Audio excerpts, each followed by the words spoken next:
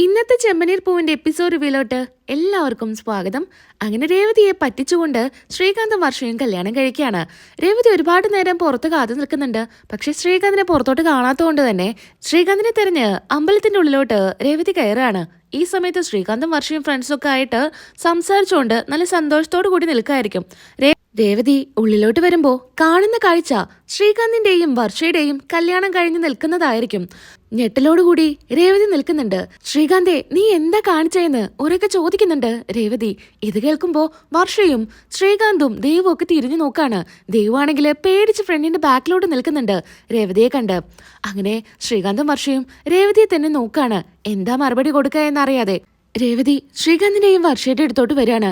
ശ്രീകാന്തെ, നീ എന്താ കാണിച്ചേ? നീ എന്തേ കാണിച്ചു വെച്ചിരിക്കുന്നേ? ഇതിനാണോ നീ എന്നെ ഇങ്ങോട്ട് കൊണ്ടുവന്നത്? ഏട്ടത്തി, അത് പിന്നെ നീ ഒന്നും പറയണ്ട. ഇതിനായിരുന്നു അല്ലേ നീ എന്നെ ഇങ്ങോട്ട് കൊണ്ടുവന്നത്? നീ എന്തു പറഞ്ഞാ ഇങ്ങോട്ട് വന്നത്? വർഷയെ പറഞ്ഞ കാര്യങ്ങൾ മനസ്സിലാക്കി കല്യാണം കുറച്ച് നീട്ടി വെക്കാം, എല്ലാവരെയും സമ്മതം കിട്ടിയതിന് ശേഷം കല്യാണം കഴിക്കുക എന്നൊക്കെ പറഞ്ഞല്ലേ നീ എന്നെ ഇങ്ങോട്ട് കൊണ്ടുവന്നത്? നീ എന്താ ഈ കാണിച്ചു വെച്ചിരിക്കുന്നത് ശ്രീകാന്തെ?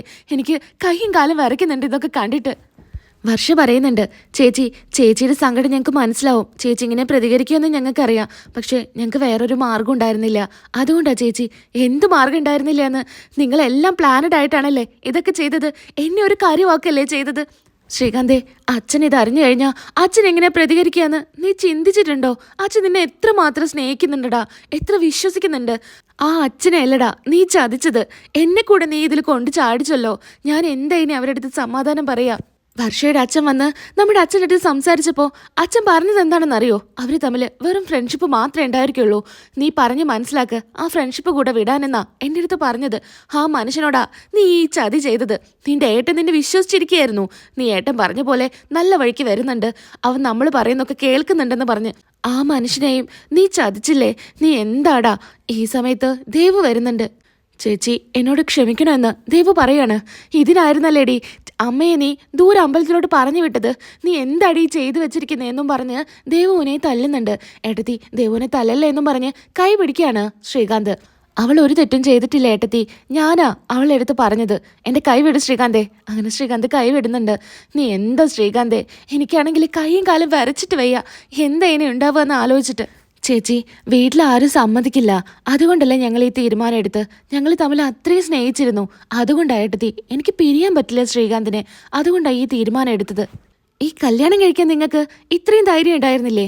അങ്ങനെയാണെങ്കിൽ നിങ്ങൾക്ക് വീട്ടിൽ പറഞ്ഞ് സമ്മതിപ്പിച്ച് നിങ്ങളുടെ കല്യാണം നടത്തുമായിരുന്നില്ലേ? ശ്രീകാന്തെ, നിനക്ക് അച്ഛൻ്റെ അടുത്തെങ്കിലും പറയായിരുന്നില്ലേ? അച്ഛൻ്റെ അടുത്ത് പറഞ്ഞ് സമ്മതിപ്പിക്കായിരുന്നില്ലേ? ആദ്യമൊന്നും പറയുമ്പോൾ അച്ഛൻ സമ്മതിക്കില്ല എന്ന് കരുതാ. അച്ഛൻ്റെ മനസ്സ് മാറുന്നവരെ നിനക്ക് കാത്തിരിക്കായിരുന്നില്ലേ ശ്രീകാന്തെ? നീ എന്തിനാടാ ഇങ്ങനെ ഒരു തീരുമാനം എടുത്തത്? ഏട്ടത്തിക്ക് അറിയുന്നതല്ലേ അച്ഛൻ്റെയും ഏട്ടൻ്റെയും കാര്യം. ഏട്ടനെ ഒരിക്കലും ഇതിന് സമ്മതിക്കില്ല. അതുകൊണ്ടല്ലേ ഏട്ടത്തി ഞാനിത് ചെയ്തത്. നീ നിന്റെ ഏട്ടനെ കുറിച്ച് പറയരുത്. ആ നല്ല മനുഷ്യനെ കുറിച്ച് പറയാൻ നിനക്കൊരു അർഹതയും ഇല്ല. നിന്റെ ഏട്ടൻ മണ്ഡപത്തിൽ നിന്ന് ഇറങ്ങിപ്പോയതിൻ്റെ മാനക്കേട് ഇപ്പോഴും മാറിയിട്ടില്ല.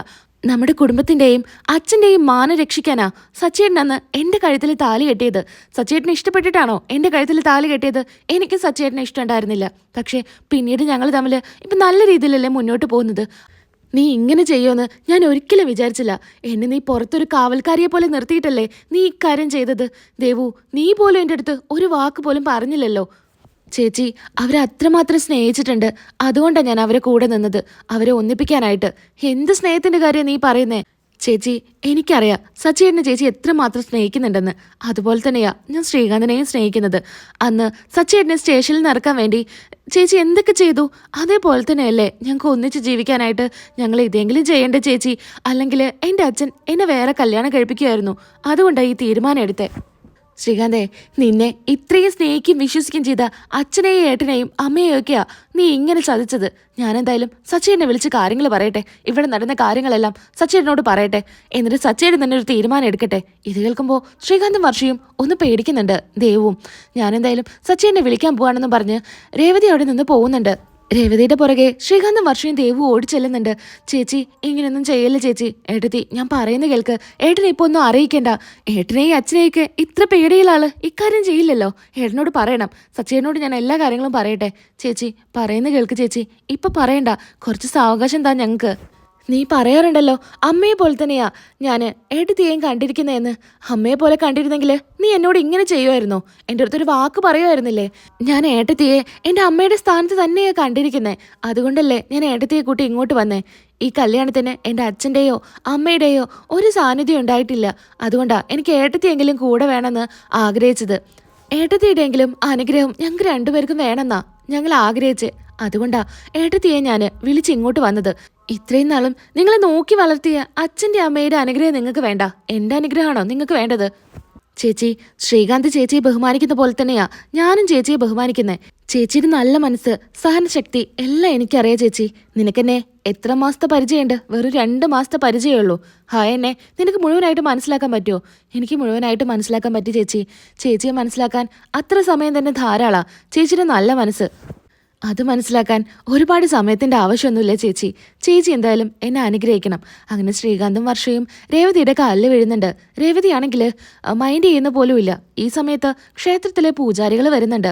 എന്നിട്ട് പറയുന്നുണ്ട് രേവതിയുടെ അടുത്ത്, എന്താ രേവതി, ഇവിടെ എന്താ പ്രശ്നം? തിരുമേനി, ഇതെൻ്റെ ഭർത്താവിൻ്റെ അനിയനാ. ഇവൻ്റെ കല്യാണം അവിടെ വെച്ച് നടന്നു. വീട്ടിൽ ആരോടും പറയാതെയാ ഇവൻ കല്യാണം കഴിച്ചത്. തിരുമേനിക്കെങ്കിലും എൻ്റെ അടുത്തൊരു വാക്ക് പറയായിരുന്നില്ലേ? ഞാനിവിടെ ഉണ്ടായിരുന്നില്ല.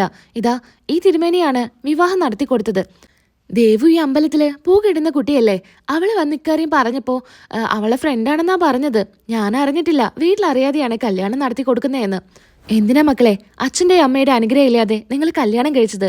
അതിന്റെ ആവശ്യം ഉണ്ടായിരുന്നോ എന്ന് തിരുമേനി ചോദിക്കുകയാണ്. ശ്രീകാന്ത് വർഷയും ഒന്നും മിണ്ടാതെ നിൽക്കുന്നുണ്ട്. അമ്പലത്തിന്റെ രജിസ്റ്ററിൽ ഒപ്പിടാനായിട്ട് ബുക്കുമായിട്ട് വരുന്നുണ്ട്. ഈ സമയത്ത് ശ്രീകാന്ത് രേവതിയുടെ അടുത്തോട്ട് ഒപ്പിടാനായിട്ട് ചെല്ലുകയാണ്. ഞാനെന്തിനാ ഒപ്പിടുന്നേ? നിന്റെ എല്ലാ കാര്യങ്ങൾക്കും മുന്നിൽ നിന്നത് ഇവളല്ലേ? ദേവുവിൻ്റെ അടുത്ത് ഒപ്പിടാൻ പറ. ഏട്ടത്തി, അങ്ങനെ പറയല്ലേ ഏട്ടത്തി, ഏട്ടത്തി ഒപ്പിടെന്ന് ശ്രീകാന്ത് പറയുന്നുണ്ട്. അങ്ങനെ തിരുമേനിയും പറയാണ്, മോളെ രേവതി, ഇനി ക്ഷമിച്ചേക്ക്. ഇവരുടെ കല്യാണം കഴിഞ്ഞില്ലേ? അവരുടെ കല്യാണം ഇങ്ങനെ കഴിയണമെന്നായിരിക്കും വിധി. അതങ്ങനെ നടന്നു. ഇതിപ്പോ സന്തോഷിക്കാനുള്ള സമയാ. ചെറുപ്പം തൊട്ടേ ഈ ക്ഷേത്രത്തില് കളിച്ചു വളർന്ന കുട്ടിയെ നീ. ഈ അമ്മയുടെ മകളാ നീ. ഈ ക്ഷേത്രത്തില് ഓരോ വിവാഹവും നടക്കുമ്പോൾ പൂകെട്ടി മാല കൊടുക്കുന്നത് നീയാണ്. നീ കൂടെ നിന്ന് കല്യാണം നടത്തി കൊടുത്താൽ അത് നല്ലപോലെ നടക്കുമെന്ന് എല്ലാവരും ഒരു വിശ്വാസമാണ്. അതുപോലെ തന്നെ നീ ഇവരുടെ കാര്യത്തിലും കൂടെ നിൽക്ക്. ചെയ്തത് ചെയ്തു, ഇനി വീട്ടിലോട്ട് കൊണ്ടുപോ. അച്ഛൻ്റെയും അമ്മയുടെയും അനുഗ്രഹമൊക്കെ പോയി വേടിക്ക് എന്നൊക്കെ തിരുമേനി പറയുമ്പോൾ രേവതി ഒപ്പിടുന്നുണ്ട്. അങ്ങനെ മനസ്സില്ലാ മനസ്സോടുകൂടി രേവതി ഒപ്പിടാണ്. ഒരാളൂടെ ഒപ്പിടണമെന്ന് പറയുമ്പോൾ ശ്രീകാന്തിന്റെ ഫ്രണ്ടും ഒപ്പിട്ട് കൊടുക്കാണ്. അങ്ങനെ തിരുമേനി രജിസ്റ്ററുമായിട്ട് അങ്ങ് പോകുന്നുണ്ട്. പിന്നീട് ശ്രീകാന്ത് പറയുന്നുണ്ട്, ഏട്ടത്തി, ഏട്ടത്തി എന്നോട് ക്ഷമിക്കണം. ഞങ്ങൾക്ക് ഈ വഴിയേ ഉണ്ടായിരുന്നുള്ളൂ. എന്തായാലും നീ വീട്ടിലോട്ട് വാ. അച്ഛൻ്റെ അടുത്ത് പറഞ്ഞ് സംസാരിക്കേ. അച്ഛൻ നിങ്ങളുടെ അടുത്ത് ക്ഷമിക്കുമെന്നാ എനിക്ക് തോന്നുന്നത്. നല്ല മനസ്സിനുടമയാണ് അച്ഛൻ. അതുകൊണ്ട് നിങ്ങൾ അച്ഛൻ്റെ അടുത്ത് കാര്യങ്ങൾ വന്ന് പറ. ഏട്ടത്തി, ഏട്ടത്തി വീട്ടിലോട്ട് പോക്കോ. ഞാൻ എൻ്റെ ഫ്രണ്ടിൻ്റെ വണ്ടിയിൽ അങ്ങോട്ട് വന്നോളാം എന്ന് ശ്രീകാന്ത് പറയുന്നു. നീ എന്താ അച്ഛൻ ചെയ്യുമെന്നും പറഞ്ഞ് രേവതി അവിടെ നിന്ന് പോവാണ്. അങ്ങനെ ദേവ് കൂടെ ചെല്ലുന്നുണ്ട്. ചേച്ചി, എന്നോട് ക്ഷമിക്ക് ചേച്ചി. നീ എൻ്റെ അടുത്ത് ഒറ്റ അക്ഷരം വേണ്ടി പോരുത്. നിനക്കുള്ളത് ഞാൻ വെച്ചിട്ടുണ്ടെന്നും പറഞ്ഞ് രേവതി അങ്ങ് പോകുന്നു. അങ്ങനെ വർഷ ശ്രീകാന്തിൻ്റെ അടുത്ത് ചോദിക്കുന്നുണ്ട്, എന്തിനാ നീ ഏട്ടത്തിയുടെ അടുത്ത് വീട്ടിലോട്ട് വരാമെന്ന് പറഞ്ഞത്? അങ്ങോട്ട് പോയാൽ ശരിയാവില്ല. എന്തായാലും അച്ഛൻ്റെയും അമ്മയുടെ അടുത്ത് കാര്യങ്ങൾ പറയണ്ടേ? നമുക്ക് വീട്ടിലോട്ട് തന്നെ പോവാം. ശരിയാവില്ല ശ്രീകാന്തേ. ഇപ്പോൾ പോയിട്ടുണ്ടെങ്കിൽ എൻ്റെ അച്ഛൻ എല്ലാവരെയും കൂട്ടി വരും. എന്നിട്ട് എന്നെ അവിടുന്ന് വലിച്ചയച്ച് കൊണ്ടുപോകും. നിനക്ക് എൻ്റെ അച്ഛൻ്റെ സ്വഭാവം അറിയാത്തതുകൊണ്ടാ. നമുക്ക് കുറച്ച് സാവകാശം വേണം. ഇപ്പം എന്തായാലും വീട്ടിലോട്ട് പോകണ്ട. ശ്രീകാന്തിൻ്റെ അടുത്ത് വർഷ ഇങ്ങനെ പറയുമ്പോൾ ശ്രീകാന്ത് ആദ്യം എതിർക്കുന്നൊക്കെയുണ്ട്. എന്നാലും വർഷയുടെ ഇഷ്ടം മാനിച്ച് വർഷയുടെ ഒരു ഫ്രണ്ടിൻ്റെ വീട്ടിലോട്ടായിരിക്കും ശ്രീകാന്തിനെ കൂട്ടി വർഷ പോകുന്നുണ്ടായിരിക്കാം. എപ്പിസോഡ് എന്തായാലും ഇതുവരെയേ ഉള്ളൂ. നമ്മുടെ വീഡിയോ ഇഷ്ടപ്പെടുന്നുണ്ടെങ്കിൽ ഒന്ന് സബ്സ്ക്രൈബ് ചെയ്തേക്കണേ. ലൈക്ക് ചെയ്യാനും ഷെയർ ചെയ്യാനും നിങ്ങളുടെ വിലയേറിയ കമൻറ്റ് അറിയിക്കാനും മറക്കരുത്. അടുത്ത വീഡിയോയിൽ നമുക്ക് വീണ്ടും കാണാം. അതുവരയ്ക്കും എൻ്റെ എല്ലാ കൂട്ടുകാർക്കും ടാറ്റാ.